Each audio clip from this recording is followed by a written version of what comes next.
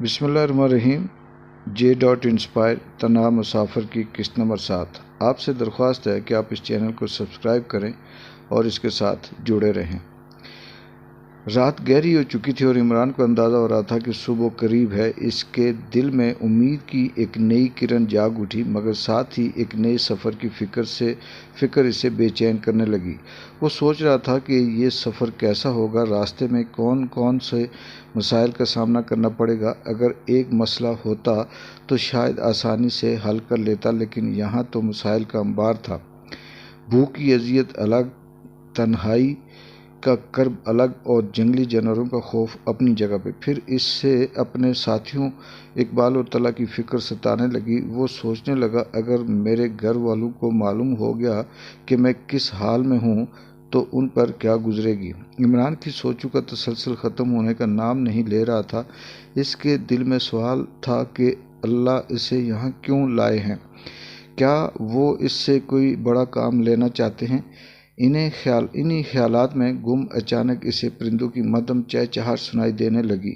یہ صبح کی نوید تھی۔ عمران نے اپنے دماغ کو جھٹکا دیا اور فیصلہ کیا کہ اب نئے دن کے سفر کی تیاری کرنی چاہیے، مگر سوال یہ تھا کہ وہ کس سمت جائے۔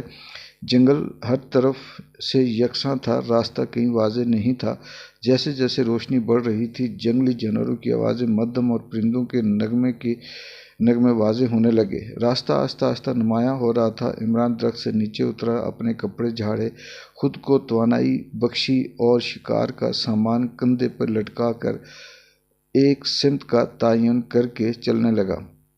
سفر تنہا اور دشوار تھا، مگر عمران نے اپنی تنہائی کا حل خود کلامی میں ڈھونڈ لیا۔ وہ خود سے کہنے لگا، یار عمران، وہ جوانی ہی کیا جس کی کوئی کہانی نہ ہو؟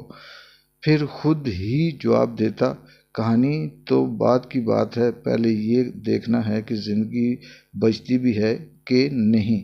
وہ خود کو تسلی دیتے ہوئے کہتا، یہ بات تو طے ہے کہ سب کچھ اللہ کے ہاتھ میں ہے۔ زندگی، موت، مشکل، آسانی، بھوک، سب کچھ یہ ہمت، حوصلہ اور جدوجہد بھی اللہ ہی عطا کرتا ہے۔